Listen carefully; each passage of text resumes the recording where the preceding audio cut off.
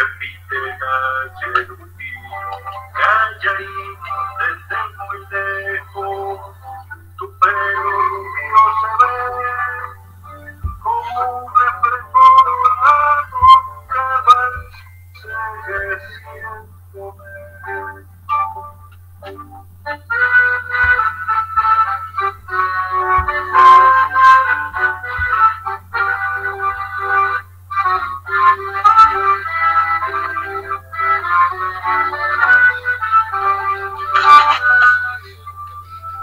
Amiga de Sarepé, solo se deja ver al hombre que le promete serle siempre amante fiel, pero hay del que le engaña, nunca hallará fallé, que lo libre del castigo de esa celosa mujer.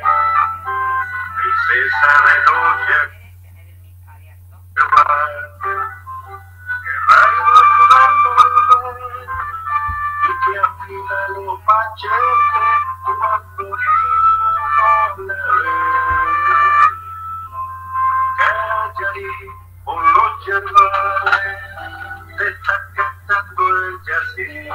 Gallarí, desde lo oscuro, repite Galleruti, Gallarí, desde muy lejos, tu pelo rubio se ve como un reflejo dorado que va ensegueciéndome.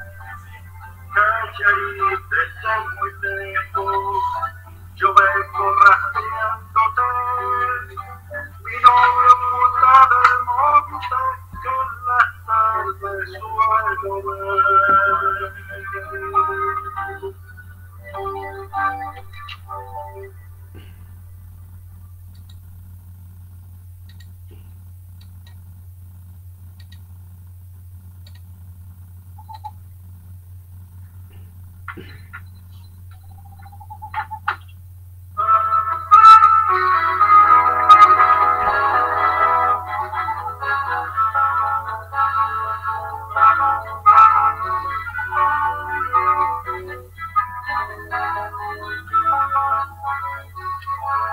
Se asomó la luna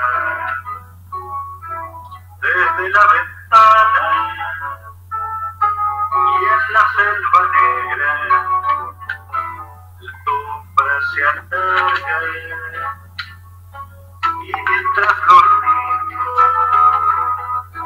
no quieren dormir, una suyo triste se comienza a oír. Arararacu, canta la lechuza, canta la licumbu, canta lentamente ñacurutú, solito en la rama. Arararacu, canta la lechuza, canta la licumbu, canta lentamente ñacurutú, solito en la rama. Arararacu. Dejan en el bajo de cantar las ranas y las hormiguitas, sin parar trabajan, arman las arañas, su enviado sutil, vocecita, parece decir. Arararacu, canta la lechuza, canta la licumbu, canta lentamente ñacurutú, solito en la rama. Arararacu, canta la lechuza, canta la licumbu, canta lentamente ñacurutú, solito en la rama. Arararacu. Baja en el barrero a lamer la santa y él tira una ronda, hace por su casa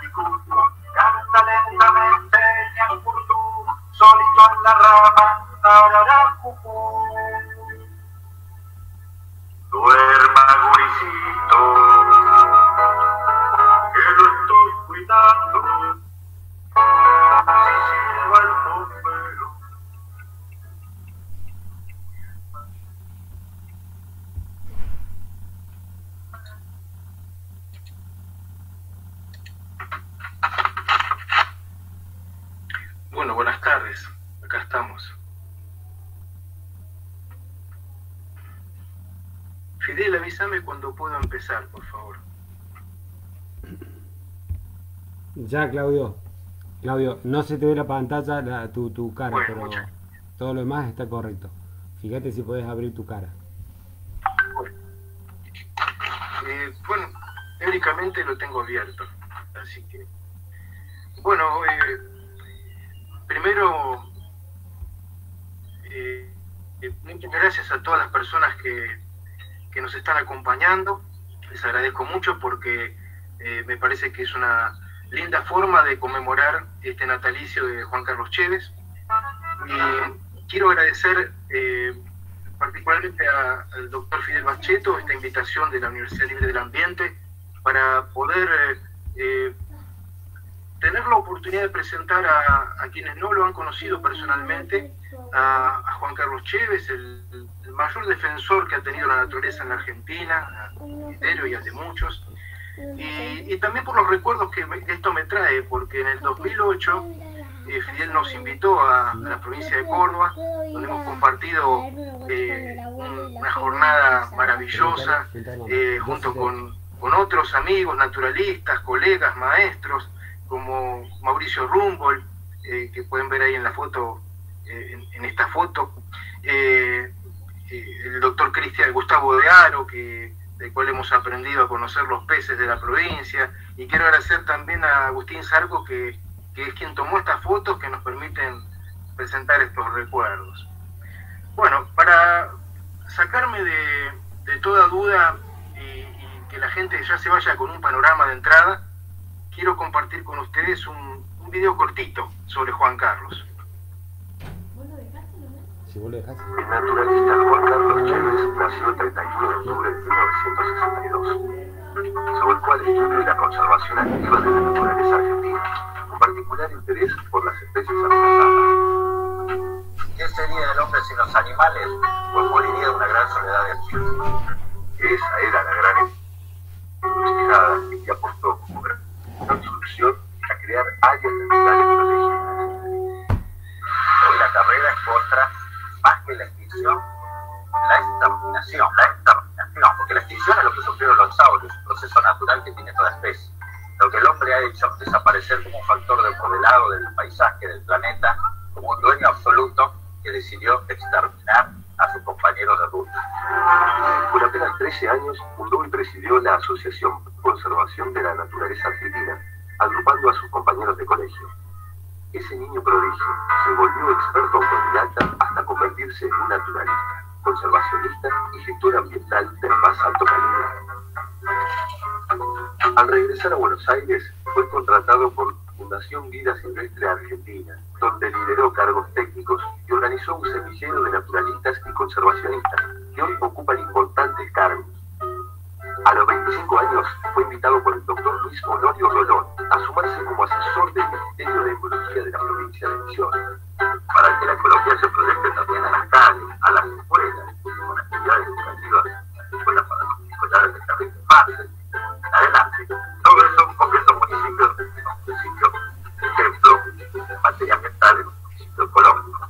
No solo en el delicado tratamiento que haga de su basura, de sus afluentes, sino también en el delicado tratamiento que haga de lo que estaba antes, que era en este caso la magnífica selva misionera. En esos años, logra establecer el sistema de áreas protegidas misioneras, que comienza con la creación del Parque Provincial Uruguay de 84.000 hectáreas, creando el primer antecedente de una reserva compensatoria en la Argentina.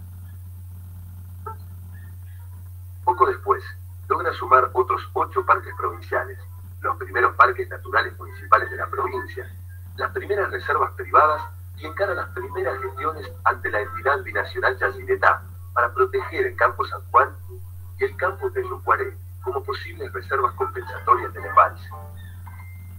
A los 28 años ingresa a la Administración de Parques Nacionales como director de manejo de recursos naturales. En este periodo es protagonista de la creación de las primeras reservas naturales estrictas, Otamendi, Sanatorio y Colonia Benítez. Como era una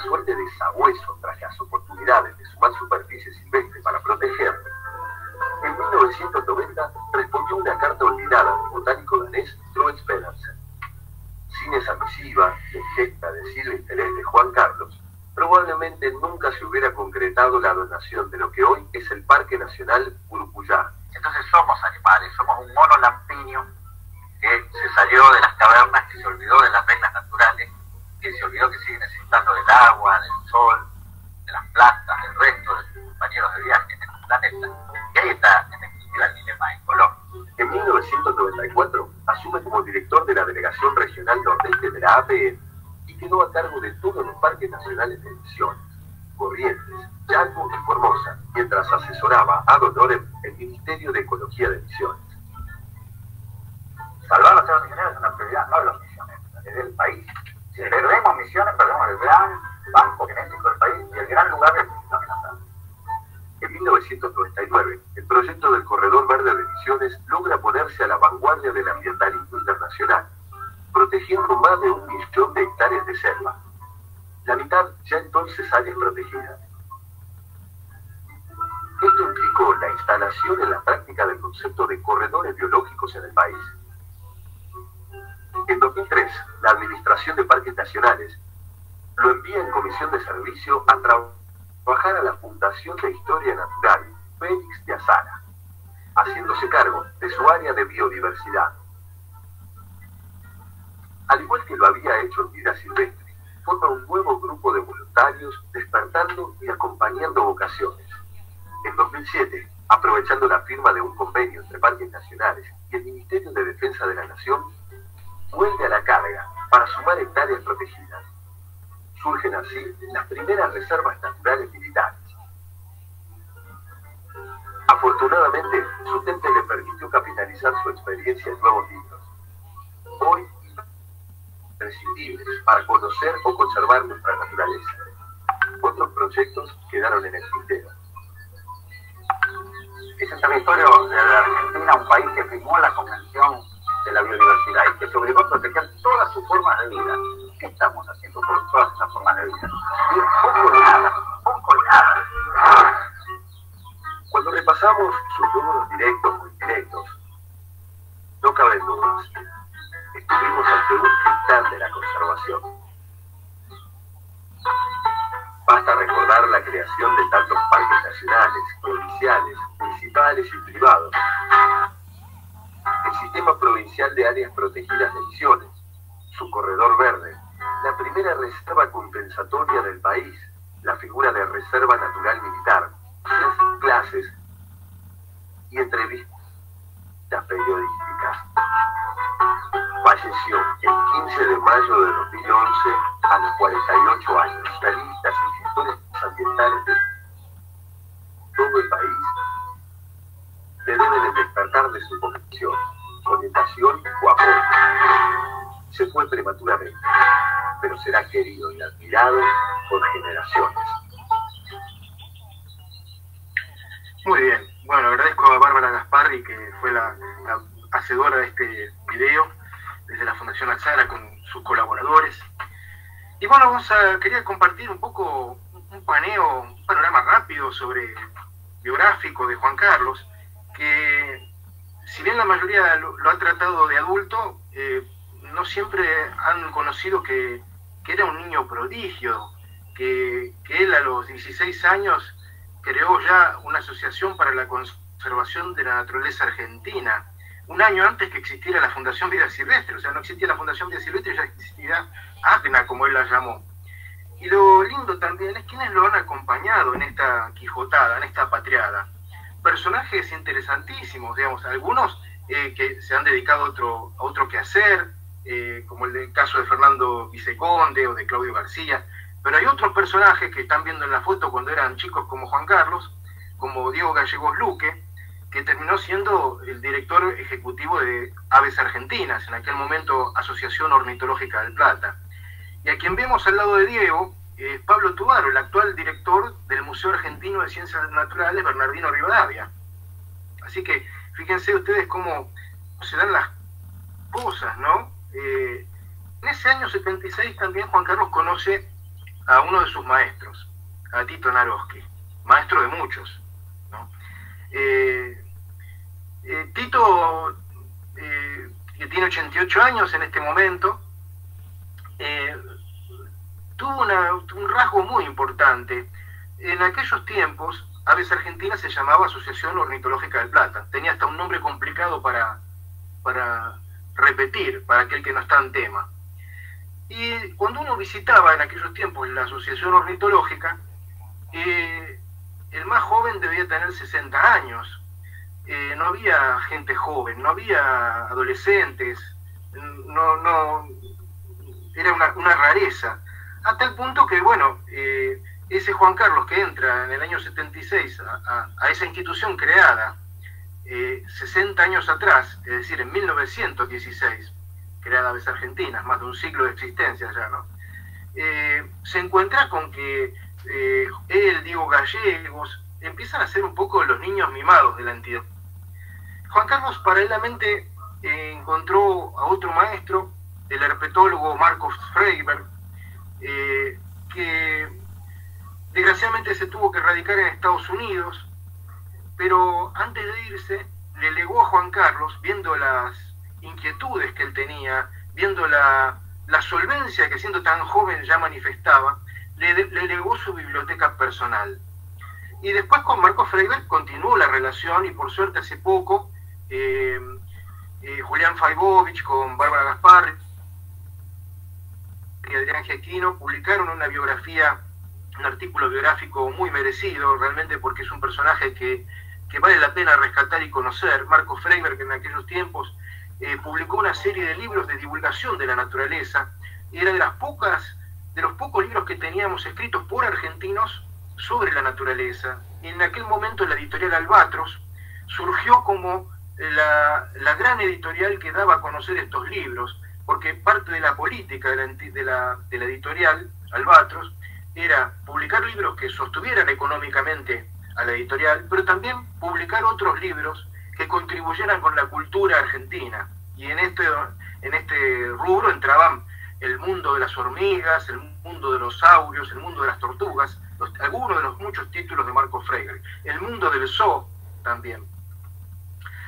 Bueno, Juan Carlos siguió trabajando en ACNA hasta que en 1981 le toca hacer el servicio militar, y como no dejaba pasar oportunidades, pidió su traslado en la Armada hacia la isla de los Estados, una isla mucho más enigmática que ahora, en los años 80.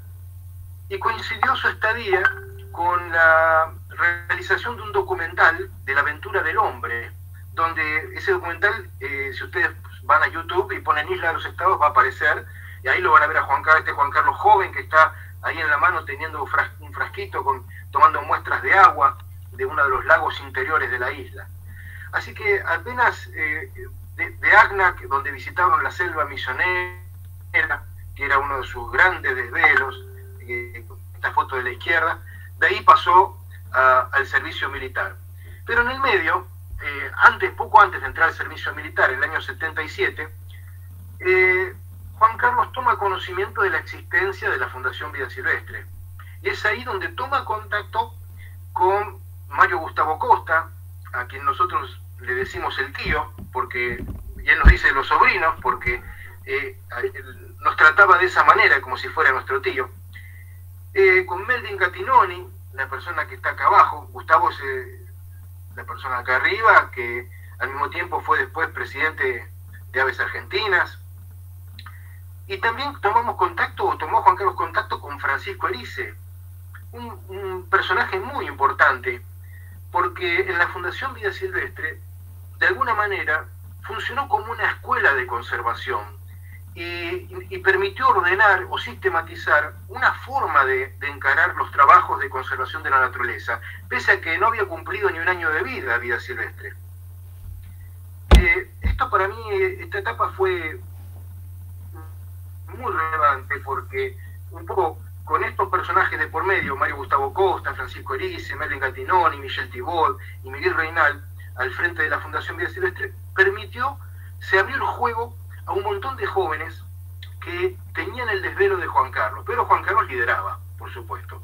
Entonces, también desde la Fundación se permitió tomar contacto con algunos de los muchos referentes. Yo voy a mostrar algunos nada más de los muchos referentes que se convirtieron rápidamente en maestros, como Claes Solrock, el padre de la ornitología moderna argentina, el doctor Hugo López, especialista en peces del país, el jefe de la sección vertebrados del Museo de la Plata, Jorge Williams, herpetólogo, quien nos arrimó el conocimiento al mundo de los reptiles y al mismo tiempo a mostrarnos cómo desde el Zoológico de La Plata en aquellos años 80 se podían hacer cosas integrando la ciencia con la conservación.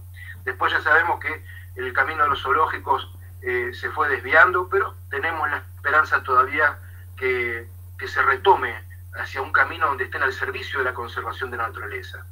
Entonces, en ese tiempo, post servicio militar, ya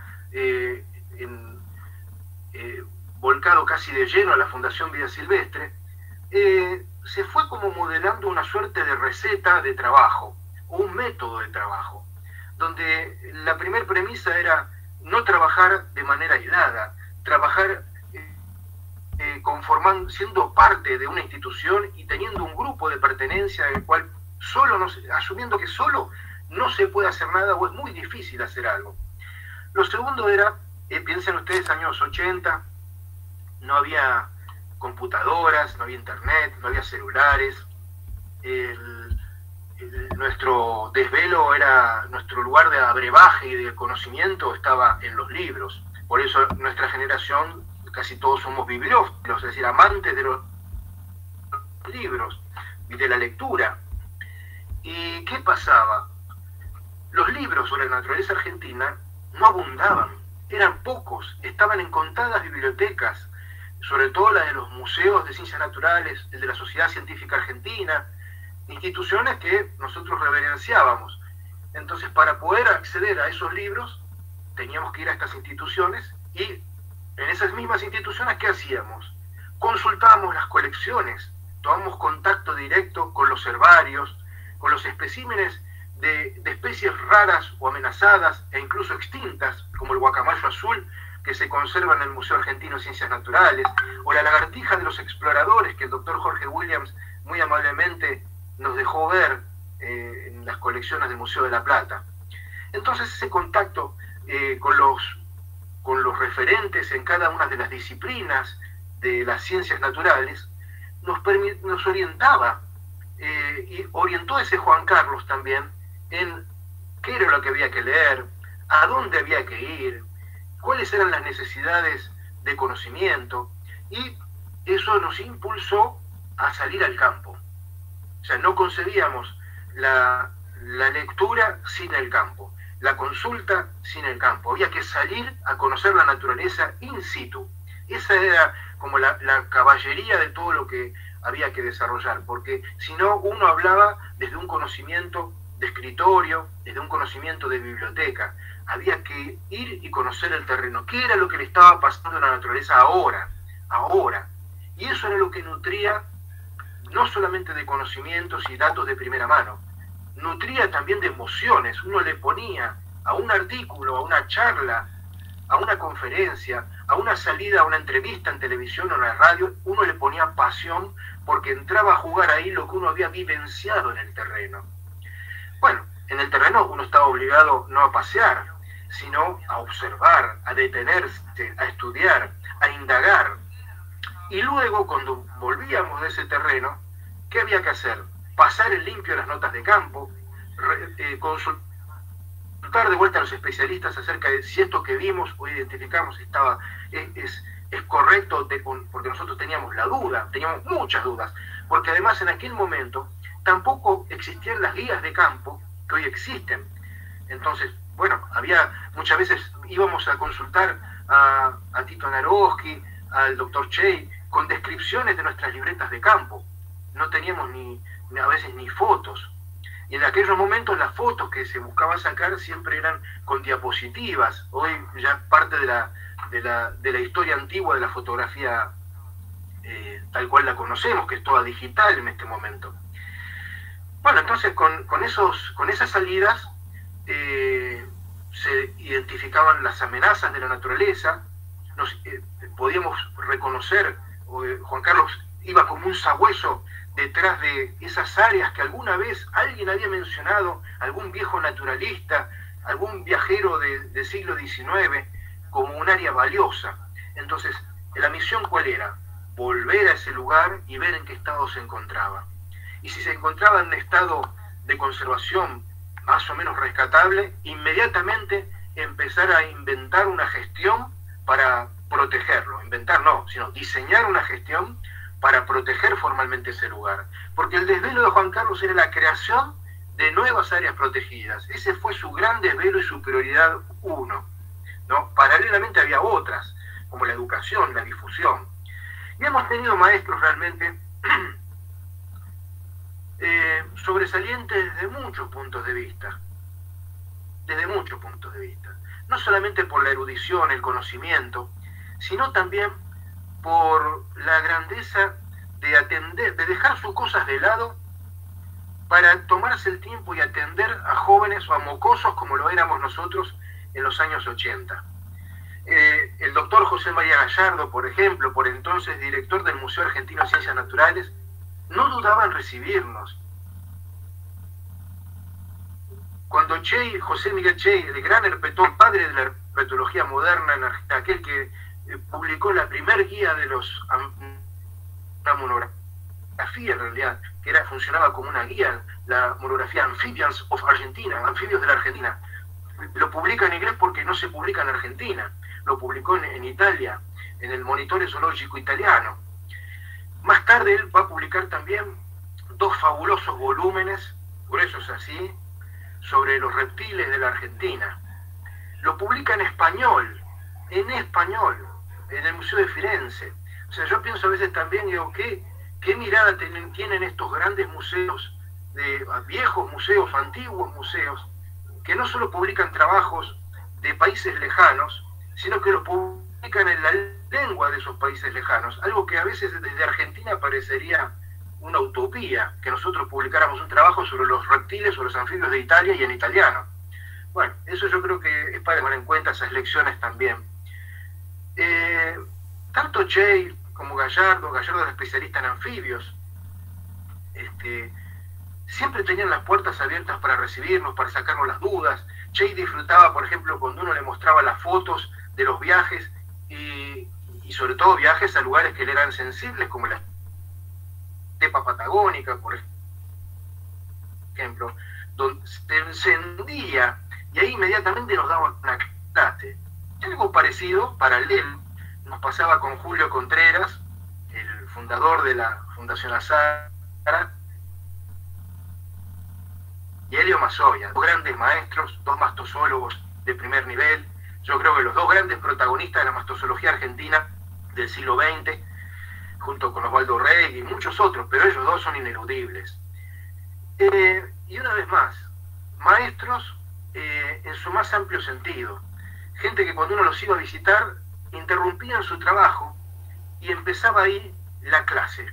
Decía, ¿qué? Mazoya, ¿pero qué me trajiste? Esto es una bomba atómica, ¿no? Y uno le mostraba los cráneos que había colectado.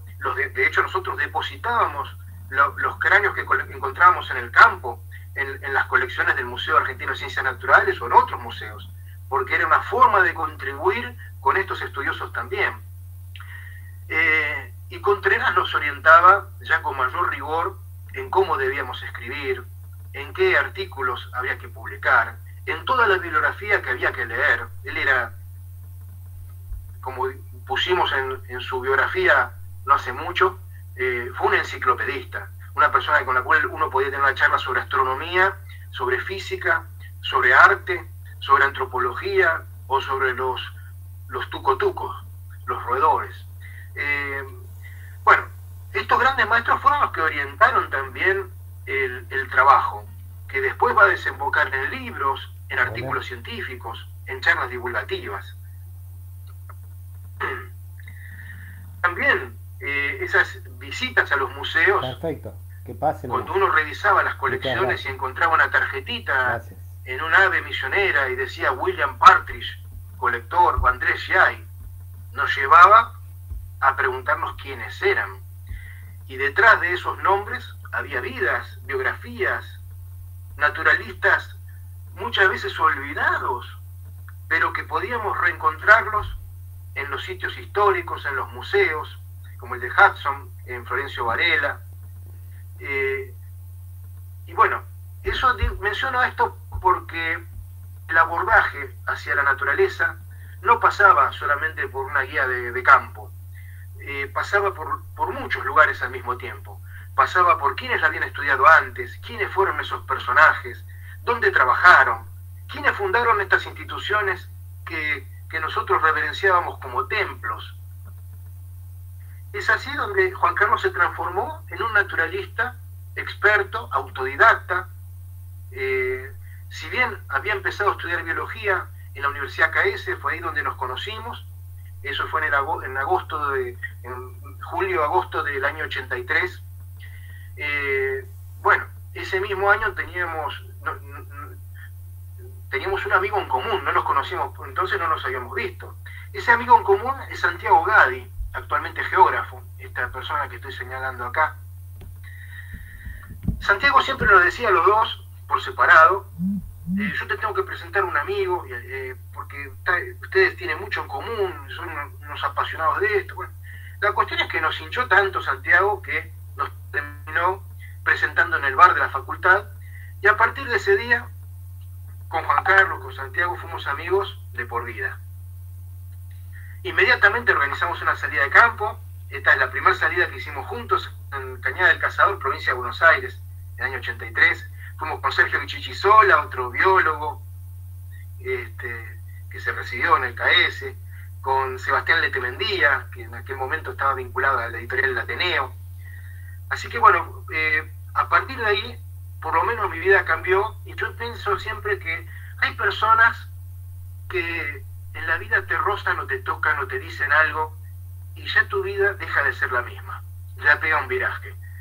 A partir de ese encuentro con Juan Carlos, él me dice, pero viste que está la Fundación de Silvestre, y yo la conocía nada más que de nombre y de la revista, porque un compañero de banco donde trabajaba mi papá, Waldo Saco se llamaba este señor, mi papá César, eran muy amigos, y siempre el amigo de mi papá me mandaba prestada la revista Vida Silvestre para que yo la pudiera leer. Entonces la leía y se la devolvía. Y Juan Carlos, cuando me dice, ¿pero vos conocés la Fundación Vida Silvestre? No, bueno, me invitó, y por supuesto ese día empecé a trabajar como voluntario junto con Santiago Gadi, con Silvina Pérez Forners, que es la otra chica, la chica que está en la foto. Y también Juan Carlos dice, bueno, ya que estamos los cuatro, vamos a crear el Grupo Estrategia Nacional de Áreas Naturales. Yo lo miré con una cara de perplejidad, creo, porque no dijo, vamos a crear un grupo de trabajo sobre las áreas naturales. No, Estrategia Nacional de áreas naturales. A mí me quedaba todo grande, pero a él no, porque tenía esa mirada de futuro, esa mirada de proyección, donde con claridad meridiana sabía hacia dónde había que ir. Entonces a partir de ahí, ese grupejo fue tomando volumen hasta llegar a un momento con muchas personas, más de 100 personas, donde cada una tenía una tarea que cumplir. No era un grupo para tomar mate o tomar el té, no. Era un grupo donde Juan Carlos se sentaba en la cabecera y decía, a ver, gestión Isla de los Estados, ¿qué avance hubo? Gestión Delta del Paraná, gestión Selva de Montiel. O sea, y todos los nombres referenciaban lugares en los que había que volcar esfuerzos de conservación, indagando primero en qué situación se encontraba el lugar, qué información había, y para eso había que ir a las bibliotecas una vez más. Había que consultar a los especialistas, había que reunir el material y sacar las fotocopias para luego alimentar un archivo, el famoso archivo del GENAN, le decíamos nosotros, donde había carpetas colgantes y donde uno podía revisar las separatas desde las arañas de Anconquija en Tucumán hasta los peces de la Isla de los Estados. O sea, se reunía ahí todo lo que había disponible, porque estaba totalmente disperso, como en menor medida lo hay hoy. Bueno, entonces, por supuesto eso desembocaba en que Juan Carlos además de haber heredado la biblioteca de Marcos Freiberg, tuviera su biblioteca propia. Y el gran desvelo siempre era engordar las bibliotecas, ir adquiriendo esos libros, los pocos libros que iban saliendo y que se podían comprar sobre la naturaleza argentina, sobre la fauna, la flora, los hongos, las áreas naturales, los relatos de viajeros, los diarios de viajes, las biografías de naturalistas, donde todo esto que menciono, sumado a la bibliografía sobre los pueblos originarios, o la antropología argentina, la arqueología argentina, los libros de ecología o biología, y entonces ahí aparecía de vuelta una vez más Marcos Freiberg, que nos dejó ese pionero manual de ecología argentina, editada por Cesarini y Hermanos, una editorial antigua. Bueno, todo esto era lo que iba conformando de alguna manera el bagaje teórico de los autodidactas. Y también, ¿qué era lo que pasaba con estas lecturas? Cuando nos encontrábamos, ¿de qué íbamos a hablar? De lo que habíamos leído, de los recuerdos de los viajes, pero siempre rememorando, che, vos viste lo que dijo Aimé Bonpland, ¿no? Cuando estuvo en Santa Ana, o Holmberg en su viaje a Tandil, y nos íbamos haciendo preguntas, o sea, no solamente era leer, había indagación, es decir, decimos, pero ¿por qué a Holmberg lo exoneran? ¿Por qué se va? Bueno, preguntas que por supuesto tienen respuesta, pero lo que voy es que en esa etapa de la Fundación Vida Silvestre, que se prolongó hasta los años 90, porque después Juan Carlos en el año 89 va en comisión a Misiones a asesorar al flamante Ministerio de Ecología, el primer Ministerio de Ecología que hubo en la Argentina. Y yo, fíjense ustedes cómo está siempre en la primera línea. ¿A quién llaman de asesor? A Juan Carlos Chévez, un mocoso. Porque en el año 89, Juan Carlos tenía 26 años, a ver, 26, 89, 27 años. No sé si los tenía de cumplido ya. Y en respuesta también a la convocatoria de quien fuera después un gran amigo, Luis Honorio Rolón. Rolón, un personaje fabuloso de la provincia de Misiones, de origen pia guaraní, doctorado en medicina, comprometidísimo con su selva, con su gente, con la naturaleza. Y él, siendo subsecretario de Ecología, lo convoca a Juan Carlos y hacen una dupla formidable. Hay veces que se forman duplas, como fue en parques nacionales la época de Dimitri con Correa, por ejemplo, para mencionar otra dupla, o Cabrera y Yepes, ¿no? Esas duplas fabulosas donde se potencian y no puede salir otra cosa que no sean resultados buenos. Es esa la etapa donde Juan Carlos de alguna manera estructura el sistema de áreas protegidas de Misiones. Contribuyó mucho Guillermo Gil, después se doctoró Guillermo Gil, después trabajó en Parques Nacionales, después dirigió en la Administración de Parques Nacionales el Centro de Investigaciones Ecológicas Subtropicales. Y lo menciono porque esa etapa de la Fundación Vida Silvestre y ACNA y Aves Argentina, o la Asociación Ornitológica del Plata, fue un auténtico semillero de lo que después serían protagonistas o son protagonistas de la ciencia y la conservación en la Argentina. Acá en esta foto vemos saludando alegremente a un joven Andrés Bozo, años más tarde director ejecutivo de Aves Argentinas, también un directivo de Parques Nacionales. Acá vemos a Francisco Erice una vez más, Raúl Peto, guardaparque. Después de Francisco Erice quiero decir algunas palabras que considero que son muy justas. Francis, como le decimos todos, es de otra generación, y es una generación anterior a la nuestra. Entonces Francis nos daba algo que nosotros no teníamos, o que no teníamos muy desarrollado, que era la calma, el ser meticuloso. Antes de escribir una carta, hacer un borrador, y leerlo y corregirlo hasta el cansancio, y después enviar esa nota. Nos enseñó a ser educados, a no faltarle el respeto, al contrario. Es decir, sabemos que podemos pensar diferente, pero no por eso tenemos que faltarle el respeto. Esas son como reglas de juego que nos han improntado, Y acá en la otra foto, donde lo vemos a Juan Carlos acá inconfundible, Luis Segura, Ariel Tombo, Daniel Gómez, hecho un pibito. Acá atrás lo vemos a Hernán Casañas, el actual director ejecutivo de Aves Argentinas.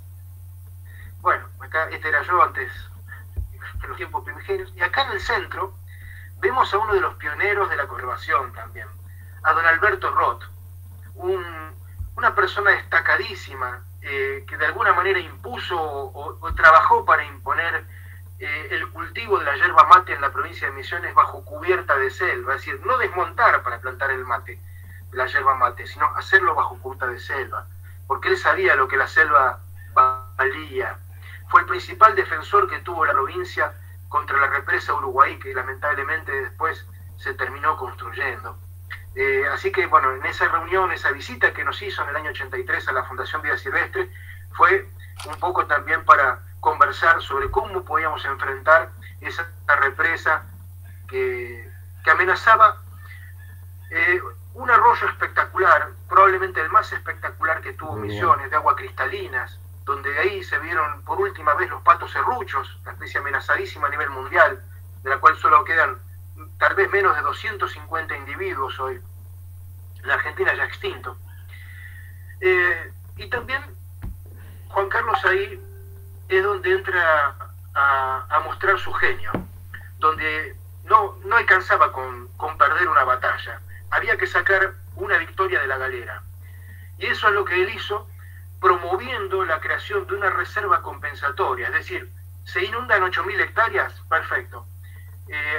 Perfecto no, digamos mal, pero tenemos que gestionar para que la provincia de Misiones genere una compensación por ese daño.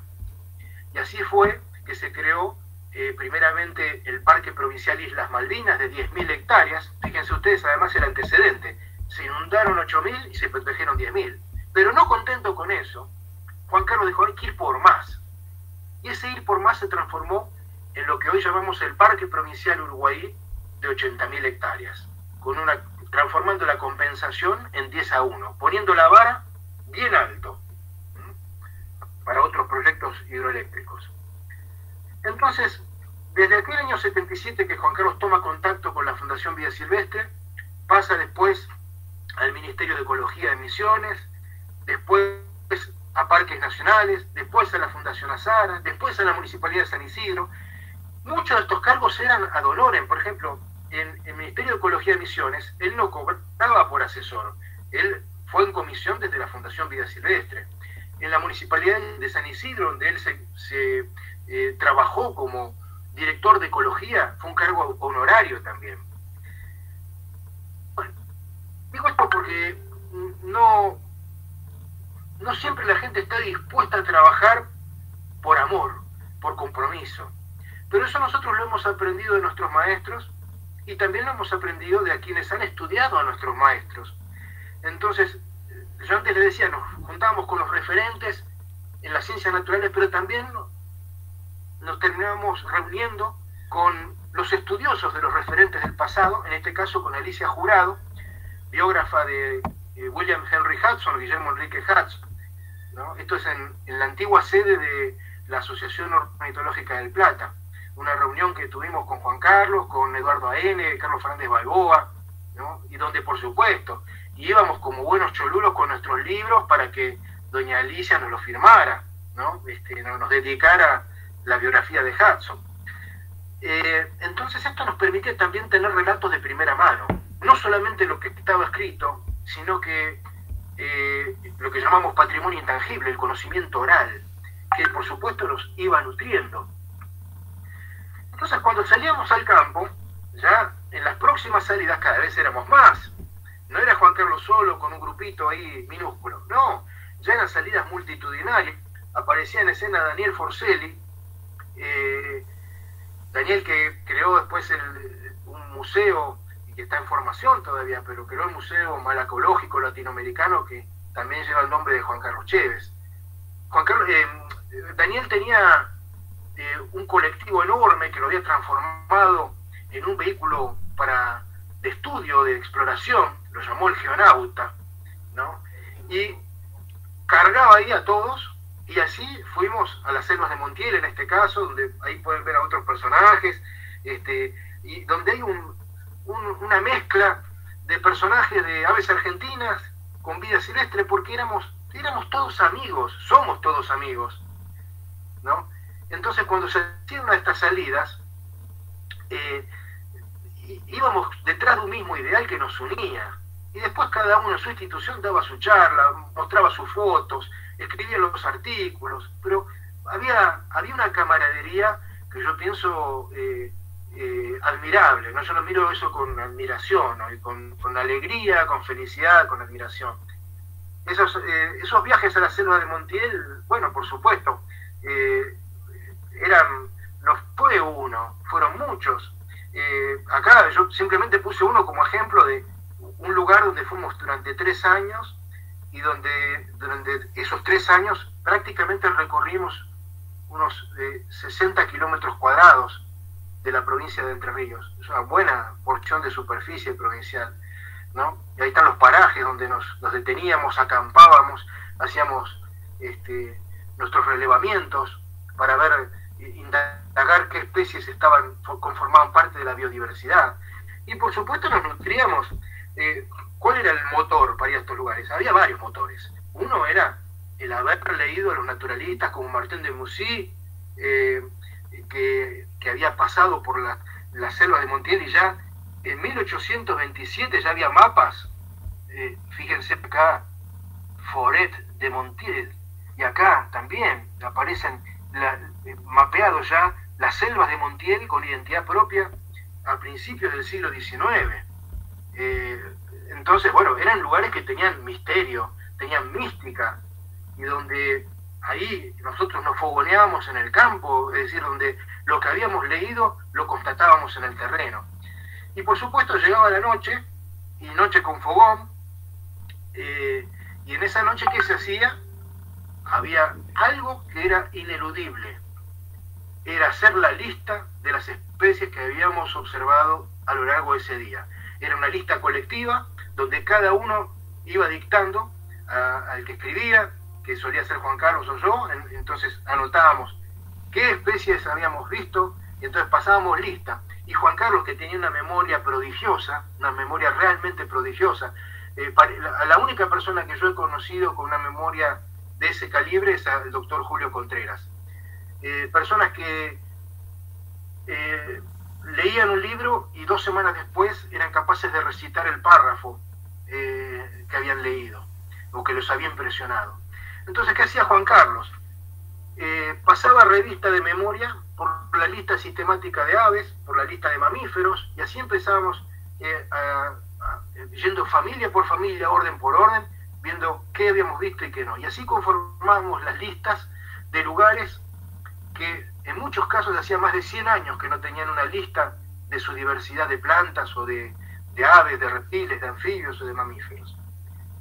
Y por supuesto, en esas noches también, como durante el día, disfrutábamos de ese Juan Carlos, que era un gran conversador, ¿no?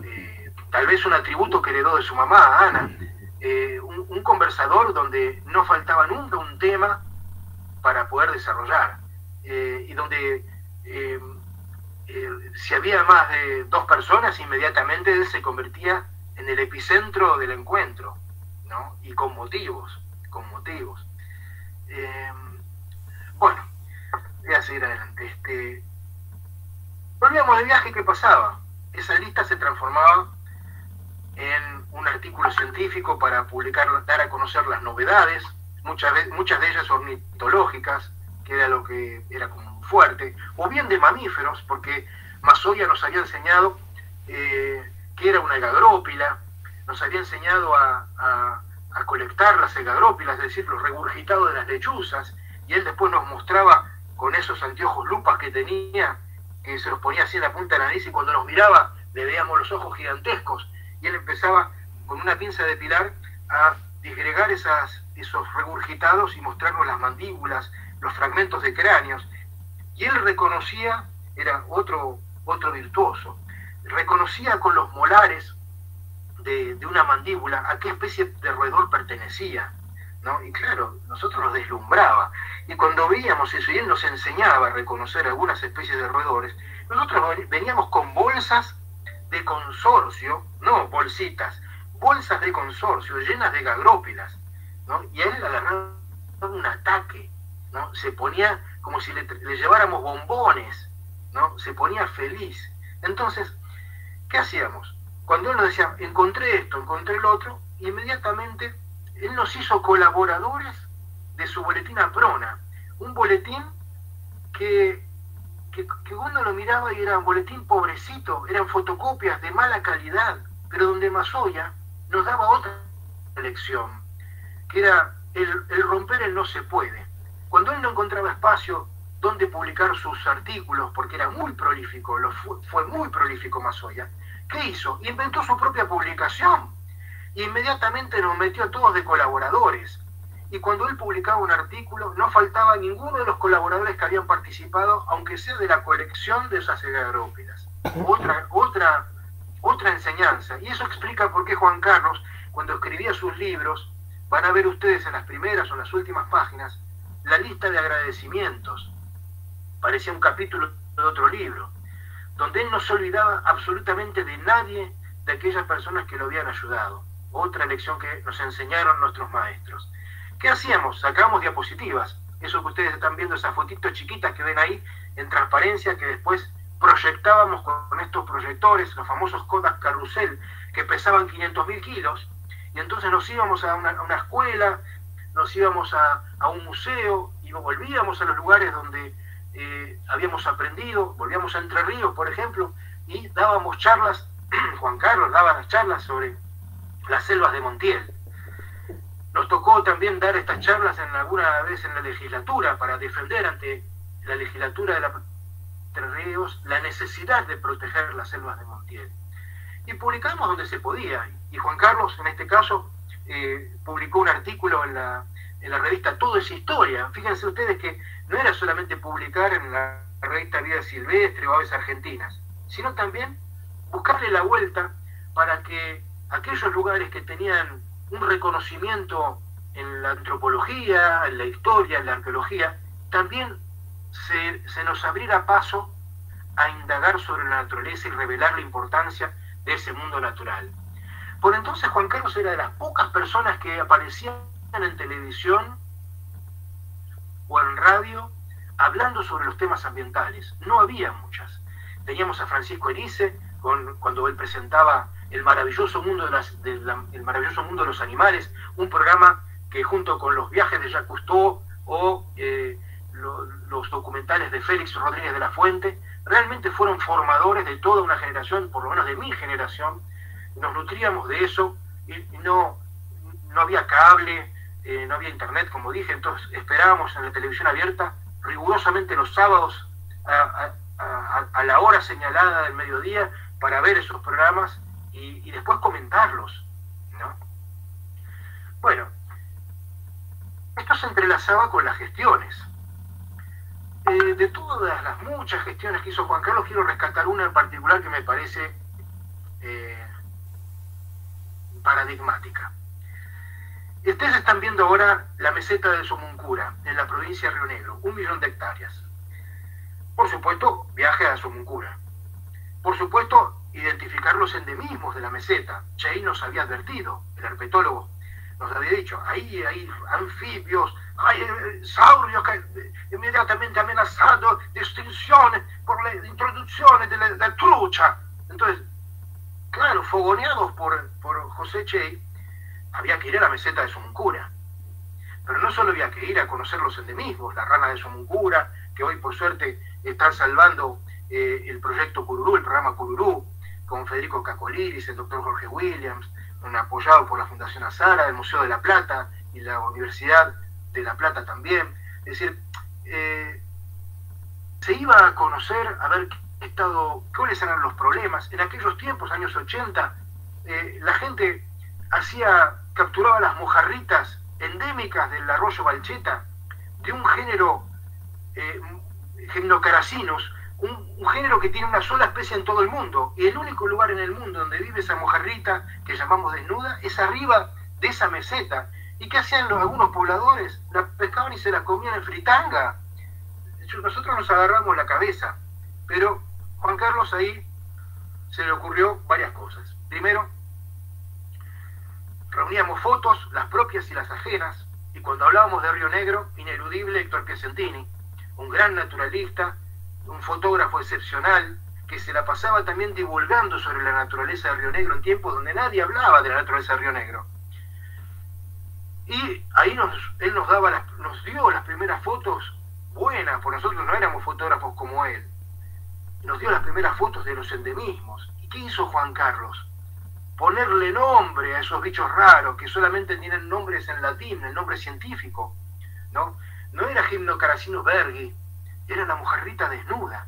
Y desnuda porque después perdía las escamas en el estado adulto, había que explicarlo eso.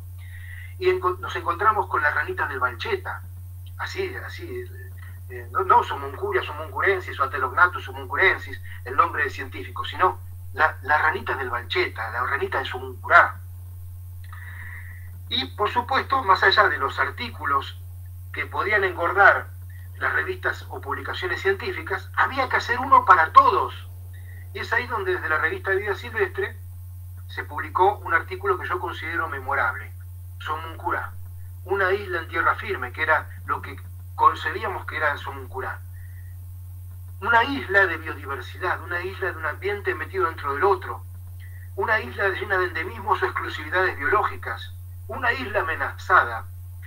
Entonces, por supuesto, había una gestión Somuncurá para proponer la protección de esa gran meseta llena de rarezas.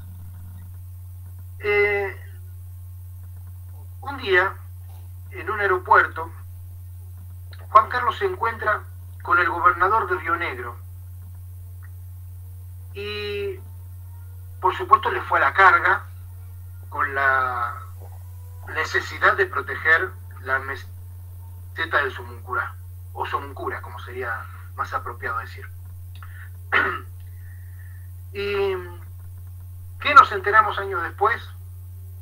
El mismo Juan Carlos tuvo el placer de escuchar de palabras del mismo gobernador que él efectivamente había recibido informes para proteger esa meseta, pero que lo que lo había convencido había sido un artículo publicado en la revista Vida Silvestre, porque ahí entendió él la importancia del lugar. Y ahí nosotros entendimos otra cosa, la importancia de decir en fácil lo que a veces se lee en difícil, en artículos científicos o académicos, que es necesario escribir y publicar, pero también es necesario divulgar, dar a conocer a aquel que no es un especialista, porque muchas veces ese que no es un especialista tiene el poder de tomar decisiones por todos. Bueno, paralelamente íbamos a las conferencias, porque esa era la otra forma de nutrirnos. Nosotros íbamos a escuchar a los que sabían más que nosotros. El gran programa no era ir al cine, el gran programa era ir a escuchar al doctor Olro, que venía de Tucumán para dar una charla sobre las aves del noroeste argentino, o ir a una charla de Darío Isurieta, a quien ven en la foto ahí con Juan Carlos Parado, para escucharlo hablar de las aves de los ambientes acuáticos de Córdoba, porque por aquellos años estaba haciendo una guía fabulosa junto con otro grande de la ornitología argentina, el cordobés Manuel Nores, que se retiró hace poco, pero sigue ahora, pegó un giro y está volcado a la música, al arte, a la literatura. Y yo creo que en buena hora, digamos, ha hecho tanto por la ornitología argentina que ojalá pueda hacer lo mismo por la literatura y el arte y la música, y lo está haciendo. Bueno, por ahí Darío Isurieta nos daba esta charla y para nosotros era dos en uno. Conocíamos a los personajes y conocíamos su saber. Y eso para nosotros era motivo de celebración. Por eso no faltaban las fiestas, las reuniones, ¿no? de amigos. Ahí lo vemos, acá vemos a Sofía Heinonen, la primera esposa de Juan Carlos. Acá vemos parece un niño, Santiago Krapovickas, un gran biólogo, un especialista fabular, un referente ineludible, una persona maravillosa. Ahí lo vemos de vuelta Hernán Casañas, siempre como era muy alto, Hernán se ponía atrás de todo siempre. Acá lo vemos a Horacio Rodríguez Mulín, ¿no? Acá Carlos Fernández Balboa, Juan Carlos. Bueno, como les dije antes, Juan Carlos era muy locuaz, un gran conversador, no se achicaba frente a ninguna cámara de televisión, ningún micrófono, siempre fue un vocero, fue la voz de la naturaleza durante muchos años, el que sacaba del anonimato especies raras o poco conocidas, el que instaba a manifestarnos, aunque fuéramos poquitos y pasáramos vergüenza, no importaba. Lo que era importante era hacer actos de presencia, acá con Patricio Sutton, Juan Schroeder, un gran documentalista, un pionero de la conservación de la naturaleza en la Argentina también, Marcelo Singolani, Guillermo Gil, acá atrás de todo Paula Durán fuera de foco, Edith Schaab, ¿no? Acá en una manifestación frente a la casa de la provincia de Mendoza, porque en aquellos años distribuían un veneno para combatir los zorros, altamente tóxico. Entonces, bueno, fuimos ahí, hicimos una gestión y como no nos daban bola, bueno, hicimos una manifestación. Éramos pocos, pero gritábamos mucho. Y como les dije, yo creo que uno de los grandes aportes como naturalista de Juan Carlos fue exhumar del olvido especies olvidadas, especies raras, endémicas, de las cuales muchas veces no había ni fotos, ¿no? Entonces, ¿qué hacía él? Entusiasmaba a Aldo Chiappe o a Gerardo Teo. Se necesito que me dibujen la ranita tacameña, es una ranita que colectó el doctor José María Gallardo, después el doctor Esteban Lavilla de la Universidad Nacional de Tucumán, del Instituto Miguelillo, la fueron a buscar, no la encontraron, pareciera que está extinta porque una minera en Chile contaminó los cursos de agua que desembocaban, drenaban a Argentina donde vivía este animal, y lo hemos perdido. Pero ¿qué pasaba? Contar la historia sacaba del anonimato a Telmatobius atacamensis, ¿no? Y nos permitía darnos cuenta de los impactos de algunas actividades sobre la naturaleza argentina, no solamente sobre la ranita tacameña, y poder conocer a especies ignotas como el lagarto ciego chaqueño, o la lagartija de los exploradores, nombres que le ponían, digamos. Juan Carlos, una cosa que les desvelaba y que nos contagió como desvelo, es, sabemos cómo se llama, Liolaemus exploratorum, pero es necesario que a la gente le pongamos un nombre que pueda recordar, porque no va a recordar Liolaemus exploratorum, aunque suena fácil. Tenemos que llamarla lagartija de los exploradores, porque fueron los exploradores, el perito Francisco Pascasio Moreno, junto con Julio Kozlowski, dos personajes que el profesor Jorge Williams siempre mantiene en alto, los que la descubrieron hacia fines del siglo XIX. Y desde entonces, esto fue en el extremo noroeste de la provincia de Santa Cruz, donde está la meseta del lago Buenos Aires. Y desde entonces, los distintos investigadores, estudiosos y herpetólogos que fueron a investigar, entre ellos el doctor Che, Andrés Johnson, Alejandro Serret y yo mismo, no la hemos encontrado. La hemos buscado, pero no la hemos encontrado. O sea que, desgraciadamente, pareciera ya que es una especie extinta. Entonces, ¿qué hacía Juan Carlos? Daba charlas que preludiaban una de sus obras magníficas, Los que se van. Vertebrados argentinos en peligro de extinción, o vertebrados argentinos que se extinguen. Había como 2 títulos para esas charlas. Y donde también balanceábamos con los descubrimientos. Hacia los años 77, por ejemplo, Tito Naroski descubre un corbatita desconocido por entonces, el capuchino de collar, Sporofila seliki, dedicado al doctor Selich en la provincia de Entre Ríos. Bueno, entonces, ¿cuál era un poco la estrategia? Mostrar todavía lo que no conocemos, tanto lo que se descubre ahora como lo que se descubrió hace muchos años y no volvemos a ver, porque lo vamos a volver a ver en la medida que redoblemos esfuerzos de búsqueda. Esa etapa, todo lo que acabo de mencionar hasta aquí, fue una etapa que no solamente consolidó a ese Juan Carlos como autodidacta y como un organizador de las tareas de conservación, donde había acciones múltiples, ya les dije, del terreno, de la biblioteca, del especialista, a escribir, a dar charlas desde las escuelas hasta en los medios de comunicación, a publicar trabajos científicos como divulgativos. Y no solo eso, sino también aquel que escuchó alguna vez una charla de Juan Carlos va a ver que no faltaba la poesía, no faltaba una canción, no faltaba una cita, y donde hasta él, después a instancia de que lo empujamos entre varios amigos, entre ellos Carlos Fernández Balboa, ¿no? Lo empujamos a que esas canciones, a las cuales creadas por el mismo Juan Carlos y dedicadas a estas especies y a los lugares que habíamos recorrido, que él las grabe. Y así fue como grabó un CD que se llama Cantos de Selva, que por suerte lo podemos seguir escuchando, es el que escucharon al principio los que ingresaron tempranamente a esta charla. Les decía antes que nuestras bibliotecas estaban nutridas no solamente de libros de naturaleza, sino también de cultura argentina, de los grandes escritores de la Argentina, de los antropólogos, de los arqueólogos, de los historiadores, y es así también como convergen los caminos. Y Juan Carlos conoció a Atahualpa Yupanqui, un personaje que usted no necesita presentación, ¿no? No es solamente un gran folclorista, un gran compositor, un virtuoso de la guitarra, sino también un hombre de la literatura, un folclorólogo, un hombre que rescató mucho, que de sus libros surgieron películas incluso, como Aires Indios,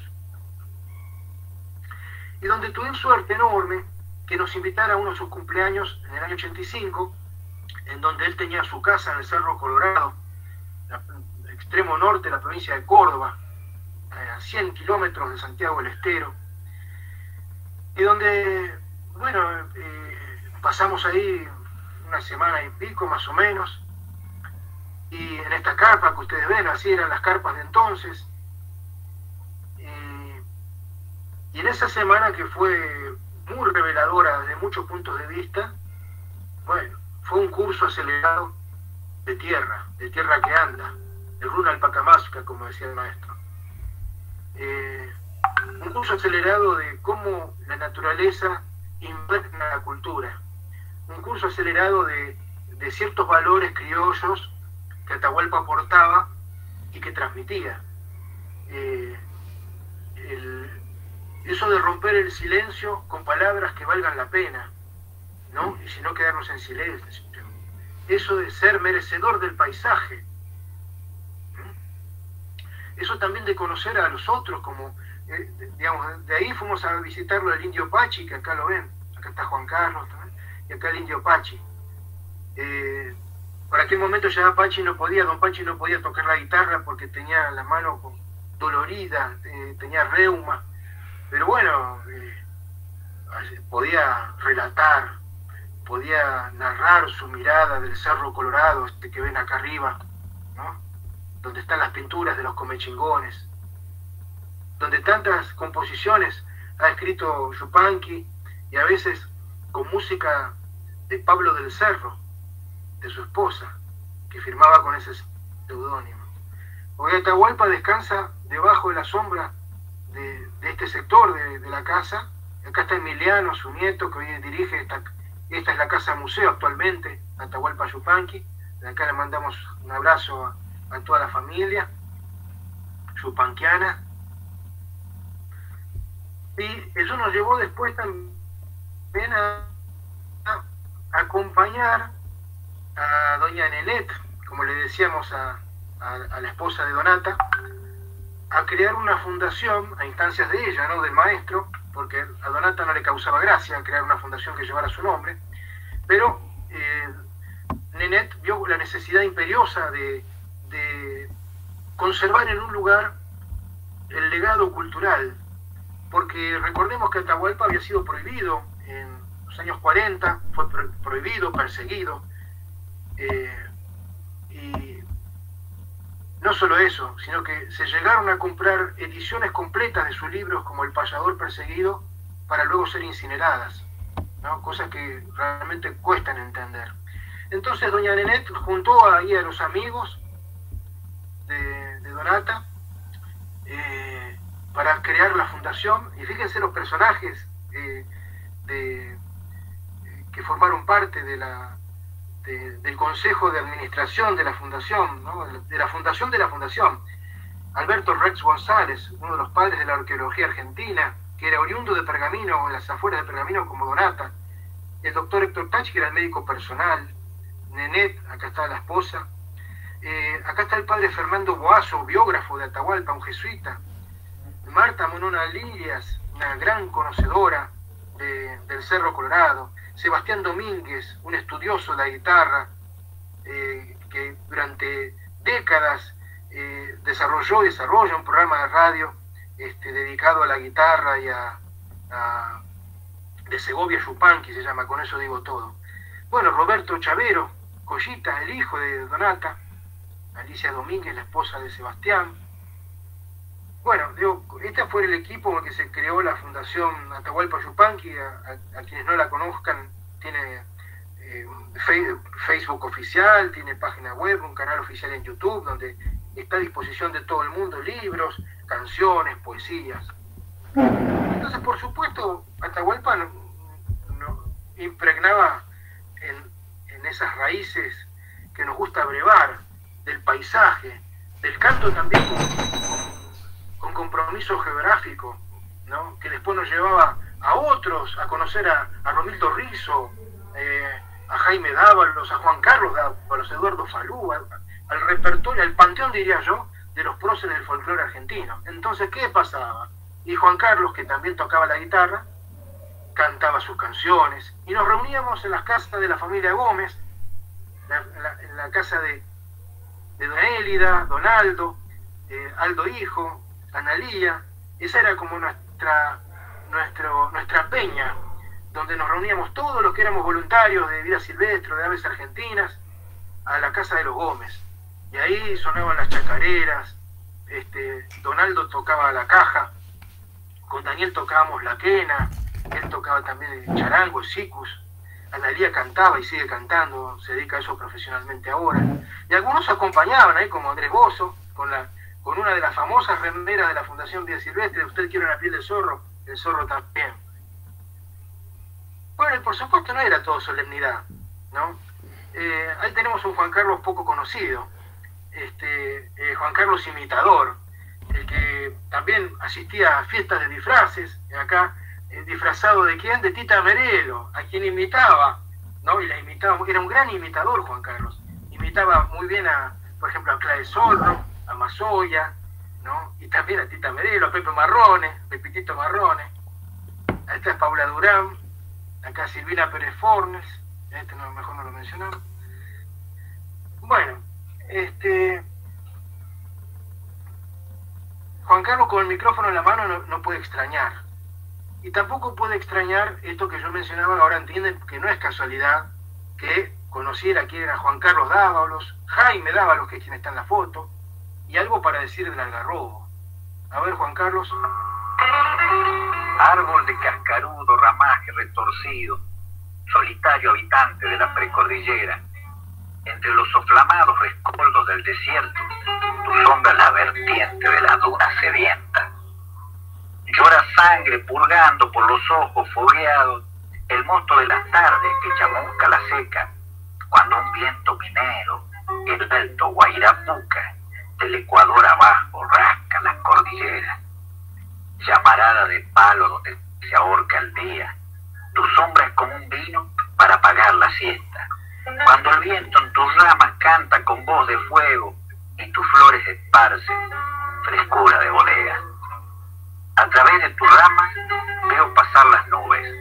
El aire es como un río que canta tu leyenda, y el desierto espinudo de soledad silvestre, como un tigre cebado, bebe tu sangre negra.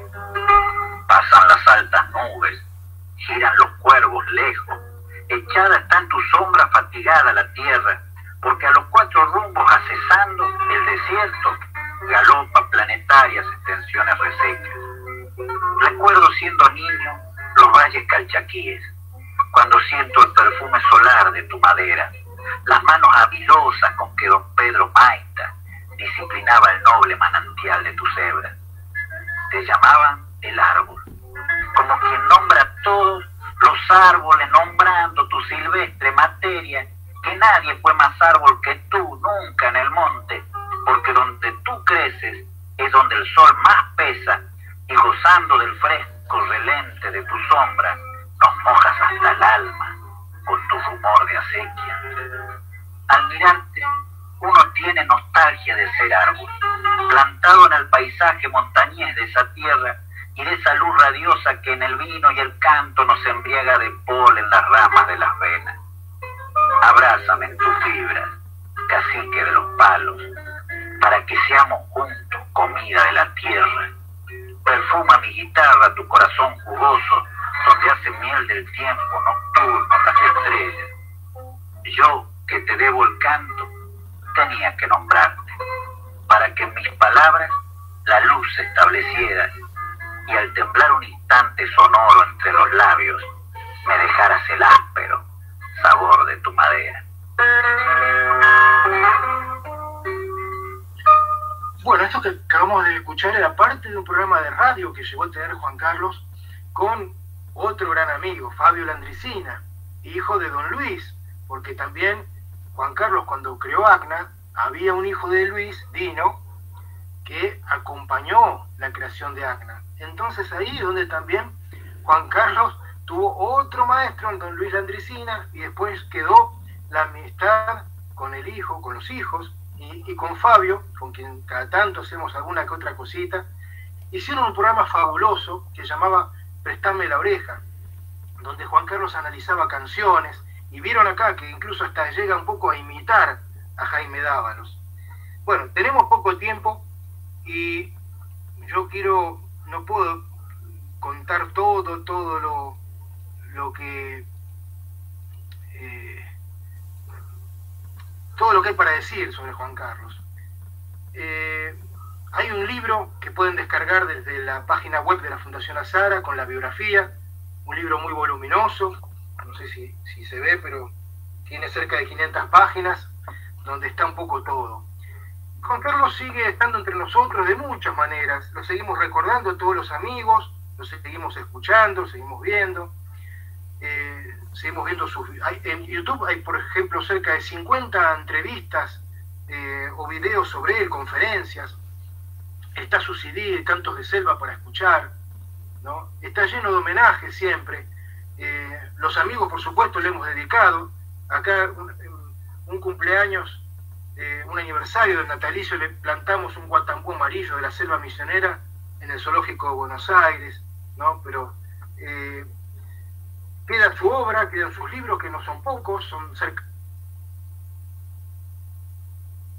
de 30, queda esos libros que siguen inspirando, ¿no? Fíjense, este es un artículo que salió publicado en mayo de este año, o sea que plenamente vigente, donde tiene un puente y un sendero en la Reserva Natural del Pilar, en la provincia de Buenos Aires, donde en Misiones, Huiraoga y la familia Enfuso, amigos así íntimos de Juan Carlos, lo siguen recordando diariamente, donde hay una reserva urbana en la provincia que él tanto quiso, en Puerto Rico, que lleva su nombre, donde el Ministerio de Ecología, con el que tuvimos ahí, él tuvo enfrentamientos y logros de las dos cosas, también lo ha homenajeado, donde en la provincia de Mendoza tenemos una amiga, Jennifer Ibarra, que le ha dedicado un museo que funciona como un centro de interpretación contra la lucha al tráfico de especies y lleva su nombre, donde hay un jardín de plantas nativas, miren qué hermoso, piloteado por 2 escuelas, en la provincia de Corrientes, donde hay un mirador que lleva su nombre en la Reserva Ecológica Costanera Sur, donde al borde de la laguna Iberá, Juan Carlos se impuso en el bronce, o sea, lejos de haberle ganado el olvido, se ganó el bronce. Y ahí lo tenemos, al gran defensor de la tierra y la vida silvestre, y de cuyas voces no pueden ser escuchadas. Por eso se propuso crear o constituir el 31 de octubre como el Día Nacional de las Especies Amenazadas. El trámite parlamentario sigue, esperemos que alguna vez esto se sancione como ley, y hay que seguirlo celebrando como le gustaba a él, con canciones, con sus canciones, y también yo diría pensar que está entre nosotros, que lo seguimos recordando, pensar que tuvo una familia, lo mantiene vivo en el recuerdo, por supuesto su papá Juan Carlos, su hermano Marcelo, Bárbara, que ha tenido la grandeza de publicar lo que él dejó a medio terminar, y por supuesto los hijos de Juan Carlos, Lautaro y Camila. Y yo quería terminar con algo que escribieron justamente ellos. Miren lo que cuenta Camila en el libro dedicado a su papá. A pesar de que la mayoría lo ven como un naturalista serio y dedicado a su trabajo, alguien que contribuyó enormemente a la conservación de la naturaleza, cuestión que no puedo negarlo, pero su verdadera personalidad afloraba entre amigos o en familia. Algo en él se despertaba y de pronto rejuvenecía, como un niño que miraba el mundo con admiración, con curiosidad. Parecía libre, imaginativo y con energías que parecían salir de una fuente desconocida y sin control. Y eran esos momentos en que todo su ser brillaba, iluminado por la felicidad, mientras se enfrascaba en uno de sus relatos, recitaba alguna copla vieja, derramaba tinta sobre el papel describiendo paisajes lánguidos, donde la naturaleza se expandía hermosa y virgen por las estepas y la montaña. Toda esa pasión nos tocaba y se expandía entre todos los que lo rodeaban, como el agua del rocío en la mañana. Y eso era lo más fantástico de todo. Los que tuvieron el placer de conocerlo en persona y poder compartir momentos con él, podrán darse cuenta de que, más de que él ya no esté entre nosotros hoy en día, esa luz sigue ahí, dentro de nosotros, brillando. Él seguirá vivo y nos acompañará por el resto de nuestras vidas, porque tal como una parte de nuestra se fue con él, una parte suya se quedó con nosotros. Eso lo escribió Camila. Y miren lo que cuenta Lautaro. Me miraba con una sonrisa, siempre me miraba así últimamente, y se esmeraba en transmitirme que la mejor forma de vivir era ser y tener buenos amigos.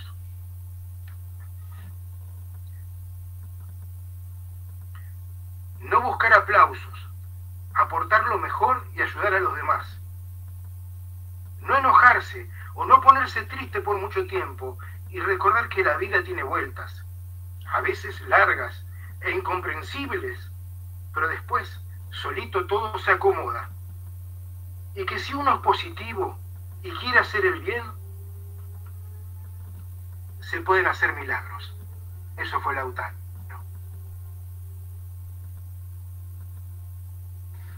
Bueno, muchas gracias. Disculpen que soy largo. Quería dedicar unos minutos en realidad y se me fue más de 1 hora y pico. Les pido disculpas a todos por la longitud de la charla, pero Juan Carlos hubiera hablado 5 horas. Así que, bueno, les mando un abrazo muy grande a todos los que nos han seguido. Fidel, una vez más, muchas gracias por haber tenido la iniciativa de esta convocatoria. No, gracias Claudio, a vos. A ver, vamos, creo que tenemos todo tranqui.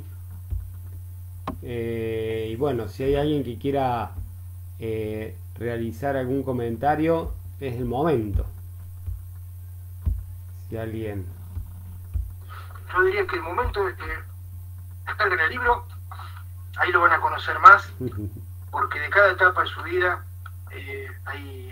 hay un capítulo. Escriben entre otros Tito Naroski, Luis Piscina, Eduardo A.N., Daniel Gómez, Carlos Fernández Balboa, vos Fidel, por supuesto Bárbara. Leí cosas de Lautaro y Camila, a quienes les mando un abrazo muy grande, a toda la familia les mando un abrazo muy grande. Pero bueno, te agradezco que lo hayamos podido recordar hoy. Hoy estarían haciendo una gran fiesta en su casa, ¿no? Porque todos los 31 de octubre eran parecidos a eso. Sí, nos tocó estar en una. Sí, tocando la guitarra. Claro, a esta hora ya era la guitarra. Sí, sí, sí. Bueno, un gran abrazo, muchísimas gracias Claudio, gracias por el esfuerzo sobre todo de quebrarte poco. Te mando un abrazo muy grande, gracias a todas las personas, tuvimos 90 personas escuchando, así que bueno, un placer para todos y un abrazo para todos, y en el recordatorio de Juan Carlos mandamos un recuerdo a toda su familia, a su gente y a todos los amigos y a todas las personas que tuvimos el gusto de ser un poquito mejor al lado de él. Muchas gracias, desde la Universidad Libre del Ambiente.